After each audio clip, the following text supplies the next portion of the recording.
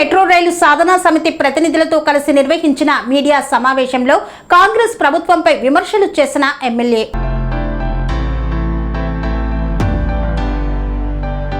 మేడ్చల్ మల్కాజ్గిరి జిల్లా కోంపల్లిలోని తన క్యాంపు కార్యాలయంలో మేడ్చల్ మెట్రో రైలు సాధనా సమితి ప్రతినిధులతో కలిసి Quthbullapur MLA BRS LP whip KP Vivekananda media సమావేశం నిర్వహించారు.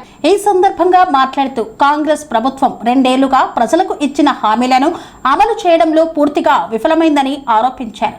ముఖ్యంగా మేడ్చల్ మెట్రో రైలు ప్రాజెక్టు విషయంలో ప్రభుత్వానికి చిత్తశుద్ధి లేదని విమర్శించారు. కేంద్రం నుండి రావాల్సిన నిధులను సాధించడంలో రాష్ట్ర ప్రభుత్వం విఫలమైందని, ప్రజల దృష్టి మళ్లించేందుకు కేంద్ర మంత్రి కిషన్ రెడ్డితో విభేదాలు ఉన్నట్లు ముఖ్యమంత్రి రేవంత్ రెడ్డి చిత్రీకరిస్తున్నారని ఆరోపించారు. ఎల్ఎన్టీ ఆధ్వర్యంలో కొనసాగిన మెట్రో ప్రాజెక్టును రాష్ట్ర ప్రభుత్వం స్వాధీనం చేసుకున్న తర్వాత దాని పురోగతి పూర్తిగా నిలిచిపోయిందని, అభివృద్ధి పనులను కోల్డ్ స్టోరేజ్ లో పెట్టినట్లు వ్యవహరిస్తోందని విమర్శించారు. అలాగే మల్కాజ్గిరి ఎంపీగా ఉన్న సమయంలో రేవంత్ రెడ్డి ఆ ప్రాంత అభివృద్ధికి తగిన కృషి చేయలేదని కూడా ఆరోపించారు. మేడ్చల్ మెట్రో రైలు సాధనా సమితి చేపట్టే ఉద్యమానికి బీఆర్ఎస్ పూర్తి మద్దతు ఉంటుందని, మెట్రో ప్రాజెక్టు అమలు కోసం ప్రజాస్వామ్యబద్ధంగా ప్రభుత్వంపై ఒత్తిడి తీసుకువస్తామని ఎమ్మెల్యే కేపీ వివేకానంద తెలిపారు.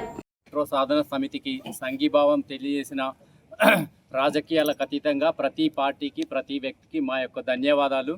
గత 3 సంవత్సరాలుగా మేడ్చల్ మెట్రో సాధన సమితి తీవ్ర నిర్లక్ష్యానికి గురైన మన ఉత్తర నగరానికి, మన నార్త్ హైదరాబాద్కు మెట్రో సౌకర్యం కోసము తీవ్రంగా ఉద్యమం చేస్తుంది. గత సంవత్సర కాలంగా చేసిన ఉద్యమ ఫలితంగా మనం రాష్ట్ర ప్రభుత్వాన్ని ఒప్పించి మెప్పించి మనము ఈ రాష్ట్ర ప్రభుత్వం ద్వారా మంజూరీ తీసుకురావడం జరిగింది.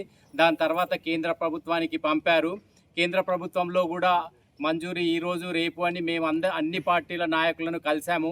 గట్టిగా మన 35 లక్షల జనాభా గల నార్త్ హైదరాబాద్కు తీవ్ర అన్యాయం జరుగుతుంది, తీవ్రమైన ఇబ్బందులు పడుతున్నారు. ఇక్కడ అందరూ చాలామంది పేరుకే హైటెక్ సిటీ అక్కడున్న అందులో 10 లక్షల మందిలో దాదాపు 6-7 లక్షల మంది మన నార్త్ హైదరాబాద్లోనే నివసిస్తారు. ఇక్కడ నుంచి వెళ్ళేస్తున్నారు. మేమందరము పెద్ద వయసు వాళ్ళం ఉన్నాము.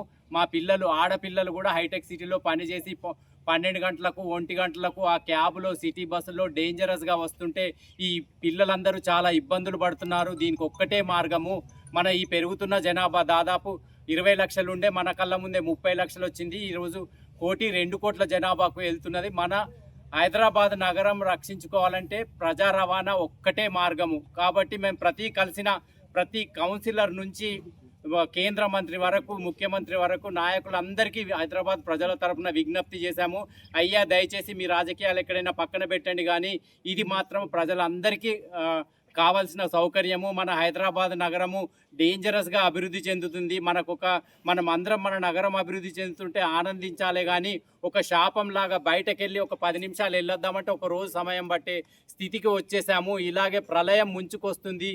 ఇప్పటికైనా కళ్ళు తెరవండి, నా నగరాన్ని రక్షించండి అంటూ మేము అందరము గత 3 సంవత్సరాలుగా ప్రాధేయపడుతున్నా కూడా మొన్న కూడా అయిపోయిందని తీసుకొచ్చారు. మళ్ళీ మేము చూస్తూనే ఉన్నాము. ఫస్ట్ ఒక ఇడ్బీ కమిటీ అన్నారు, అప్రైజల్ రిపోర్ట్ అన్నారు, ఏదో 25,000 కోట్లు అన్నారు. దాన్ని మళ్ళీ 15,000 కోట్లకు స్టేట్ గవర్నమెంట్ తీసుకుంటుంది. అసలు అవసరమే లేదు. ఎల్ఎన్టీ చేసుకుంటుండే మనం మనకు అంటగట్టుకోవాల్సిన అవసరం లేకుండే. కేంద్ర ప్రభుత్వము ఫోర్స్ఫుల్గా మన రాష్ట్రానికి ఆ 15,000 కోట్లు అంటగట్టింది. సరే అని ఒప్పుకొని తీసుకుంటే మళ్ళీ ఒక మెలిక పెట్టేసి ఇలా ఐఆర్ఎఫ్సి లోన్ మనకు జపాన్ ప్రభుత్వం ఏమో ప్రేమతో రుణం ఇస్తే దేవుడు వరం ఇచ్చిన పూజారి అడ్డుకున్నట్టు మనకు జపాన్ ప్రభుత్వం మనకు 15,000 కోట్ల రుణం మనకు మంజూరు చేసి మనకు వచ్చింది. ఐఆర్ఎఫ్సి బ్యాంకులోకి వస్తే మనకి ఇక్కడ ఐఆర్ఎఫ్సికి it's a listed company. State bank మనకి ఎక్స్చేంజ్లో కూడా ఫైలింగ్ చేసి ప్రతిష్టాత్మకమైన తెలంగాణ ప్రాజెక్ట్ మాకు వచ్చినందుకు ఆనందంగా ఉంది అని చెప్పేసి కూడా వాళ్ళు స్టాక్ ఎక్స్చేంజ్ ఫైలింగ్లో చెప్పుకున్నా కూడా మళ్ళీ ఏదో కొర్రీలు పెట్టేసి మళ్ళీ కాలక్షేపానికి కమిటీలు తెచ్చి మళ్ళీ మొదటికి తీసుకొచ్చారు. ప్రజా సంఘాలందరి తరఫున మేము తీవ్రంగా ఖండిస్తున్నాము. ఇటువంటి కాలక్షేపం కమిటీలు అన్నీ రద్దు చేసి వెంటనే టెండర్స్ కాల్ఫార్ చేసి మా నార్త్ హైదరాబాద్కు మెట్రో సౌకర్యం కల్పించాలని మా మేడ్చల్ మెట్రో సాధన సమితి ద్వారా గట్టిగా డిమాండ్ చేస్తున్నాము. మళ్ళీ చేస్తుంటే మాత్రం మేము గట్టిగా అన్ని రాజకీయ పార్టీలను కలుపుకొని ఇంకో ప్రజా పోరాటానికి సిద్ధంగా ఉన్నాము. మన స్టేట్ గవర్నమెంట్ ద్వారానే మేము వేలాది మంది ప్రాణత్యాగం చేసి సాధించుకున్న రాష్ట్రము ఈ మహానగరం మా అందరికీ చాలా ప్రాణప్రదాయమైంది. దీనికోసం మేమందరం మరో పోరాటానికి సిద్ధము, మరి ఎంతటి త్యాగానికైనా సిద్ధం. కాబట్టి దయచేసి వెంటనే పార్టీలకు అతీతంగా మీరు వెంటనే నిర్ణయం తీసుకొని ఈ పనులు ప్రారంభించవలసిందిగా ఈ ప్రజా సంఘాలందరి తరఫున, మేడ్చల్ మెట్రో సాధన సమితి తరఫున, నార్త్ హైదరాబాద్ ప్రజల తరఫున గట్టిగా డిమాండ్ చేస్తున్నాము. తెలంగాణ రాష్ట్రంలో కాంగ్రెస్ ప్రభుత్వం ఏర్పడిన నుంచి కూడా హైదరాబాద్ నగరాన్ని పూర్తిగా విస్మరించి కేవలం రియల్ ఎస్టేట్ దందాకే ప్రాధాన్యతనిస్తూ ముందుకు వెళ్తున్నటువంటి ప్రభుత్వం, ముఖ్యమంత్రి రేవంత్ రెడ్డి గారి యొక్క అనాలోచిత నిర్ణయాలు, అదేవిధంగా తొందరపాటు నిర్ణయాలు, అదేవిధంగా వారి యొక్క అనుభవరాహిత్యంతో తీసుకున్న నిర్ణయాలు ఈరోజు హైదరాబాద్ నగర ప్రజలకి శాపంగా మారుతూ ఉన్నాయి. వారికి అనుభవం లేదు కాబట్టి వారికి గతంలో మరి చేసినటువంటి పరిపాలన గురించి, పరిపాలన చేసినట్టు కాదు, పరిపాలనలో భాగస్వాములు కాదు కాబట్టి వారి యొక్క అనాలోచిత తొందరపాటు మరి యొక్క నిర్ణయాలతోని ఈరోజు ప్రజలందరూ కూడా, హైదరాబాద్ ప్రజలందరూ ఇబ్బంది పడిన పరిస్థితి ఏర్పడ్డది.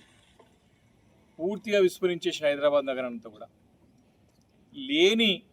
లేని నగరాన్ని ఊహించుకొని తనొక ఊహానగరమైనటువంటి ఒక ఫోర్త్ సిటీని ఏర్పాటు చేసుకొని, భారత్ ఫోర్త్ సిటీ పేరు పెట్టుకొని, లేని ఒక ఊహానగరమైన ఫోర్త్ సిటీని పెట్టుకొని ఉన్న హైదరాబాద్ మహానగరాన్ని పూర్తిగా గాలికి వదిలేసి మరి ఇక్కడ ప్రజలను ఇబ్బంది పెట్టే పరిస్థితి ఏర్పడ్డది.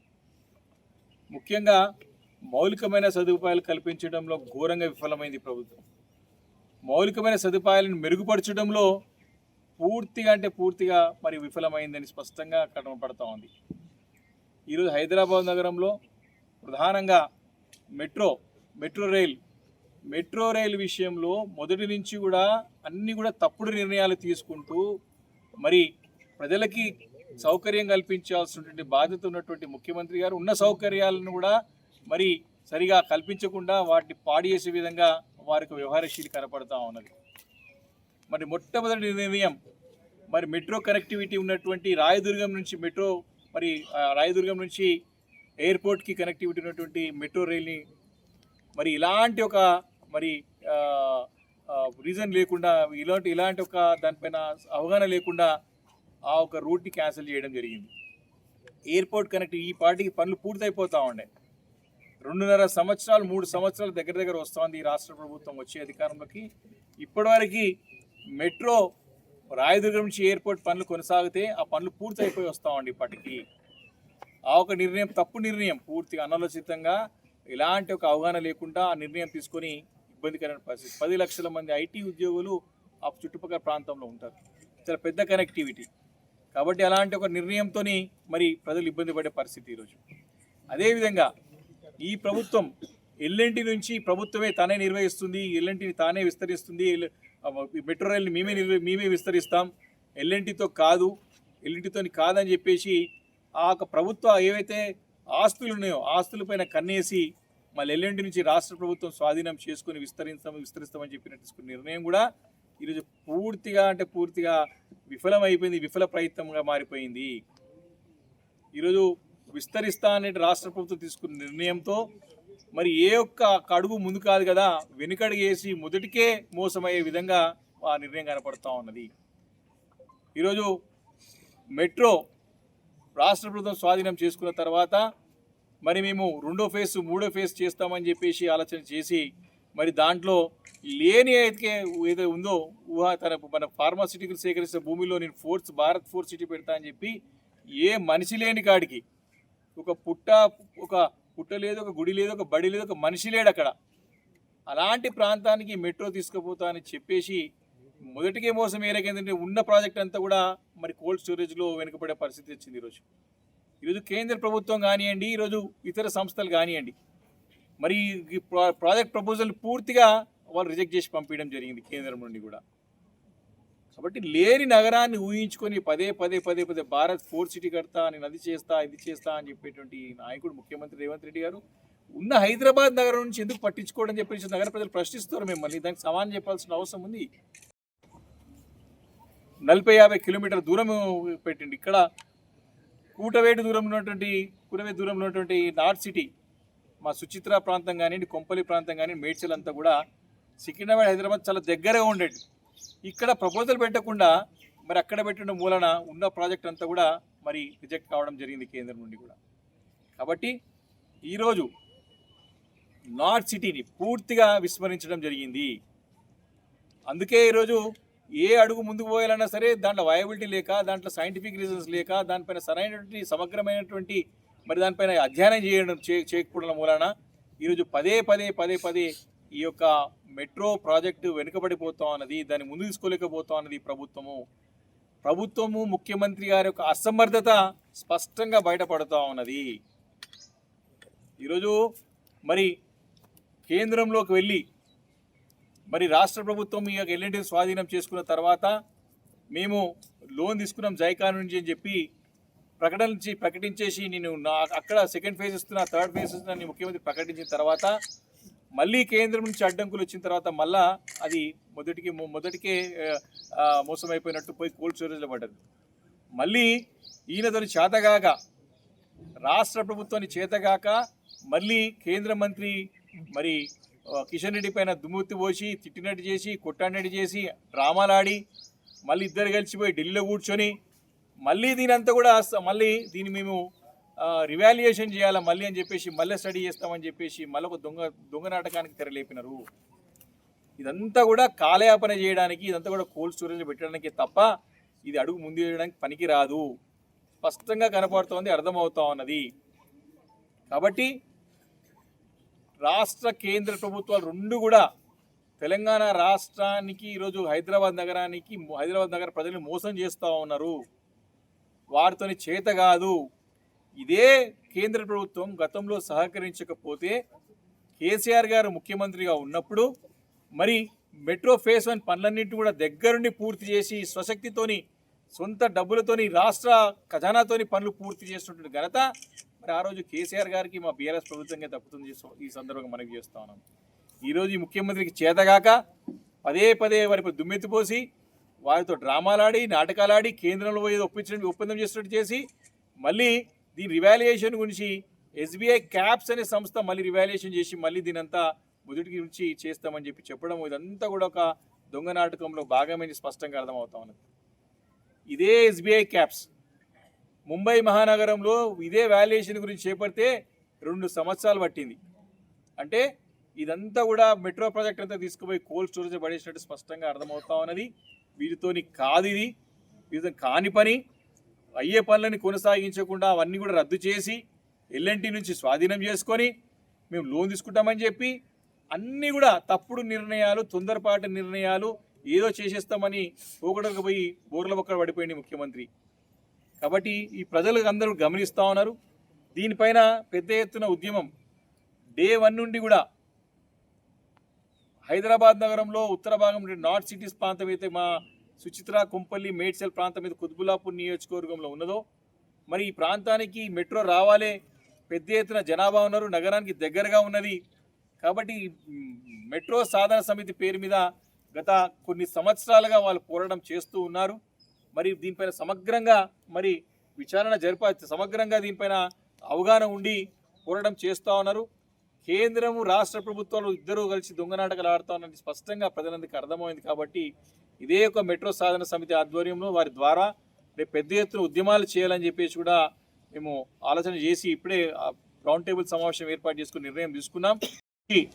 సత్వరం మీ నిజాయితీ నిరూపించుకోవాలంటే తక్షణం మీరు మీ రాష్ట్ర ప్రభుత్వ నిధులతోనే సొంత స్వశక్తితోనే టెండర్లు కాల్ఫర్ చేయండి. కేంద్రం దానంతలే దిగి వస్తుంది తప్ప నువ్వు ఏదో ఆధారపడి కేంద్రం వస్తుంది చేస్తుందని చెప్తే మాత్రం కాని పని. అది కళను మిగిలిపోతుంది. ఇప్పటికే నువ్వు 3 సంవత్సరాలు దగ్గర నీ యొక్క టర్మ్ అయిపోయినది. ఇంకా 2 సంవత్సరాలు నువ్వు చేసేదే ఉండదు. కాబట్టి ఇమ్మీడియట్గా నీ యొక్క నిజాయితీ నిరూపించుకోవాల్సిన అవసరం ఉందని ముఖ్యమంత్రి నేను ప్రశ్నిస్తూ ఉన్నాను. ఇదే ప్రాంతాన్ని నుంచి ఎంపీ ఎన్నికైనటువంటి మీరు ఈ ప్రజలకి చేసింది ఏమి లేదు, చేసేది ఏమి లేదు, చెప్పేది ఏం లేదు, వారికి చేసేది ఏం లేదు. నువ్వు ఆపదలో ఉన్నప్పుడు నేను పార్లమెంట్ పంపించి ఆదుకున్న ప్రజల యొక్క ప్రాంతం అంతా కూడా ఈ ప్రజలను మోసం చేస్తూ ఉన్నామని చెప్పి సందర్భంగా నేను మనవి చేసుకుంటూ ఈ యొక్క మెట్రో సాధించే వరకు కూడా తప్పకుండా పెద్ద ఎత్తున ఉద్యమాలు ఆందోళనలు తప్పవని చెప్పేసి కూడా నేను సందర్భంగా హెచ్చరిస్తాను. మెట్రో సాధన సమితి ఆధ్వర్యంలో కూడా వాళ్ళు కూడా పెద్ద ఎత్తున చాలా డే 1 నుంచి కూడా దీనిపైన సమగ్రంగా మరి అవగాహనతోని మరి పదే పదే దీనిపైన పర్యవేక్షించుకుంటూ పనులు ముందుకు సాగాలని చెప్పి పోరాటం చేస్తూ ఉన్నారు. తప్పకుండా వారికి సంఘీభావంగా వారికి సహకారం అందిస్తాం. తప్పకుండా మేము బీఆర్ఎస్ పార్టీ తరఫున కూడా పెద్ద ఎత్తున ఆందోళన ఉద్యమాలు చేపడతామని చెప్పి సందర్భంగా మనవి చేస్తా ఉన్నాం.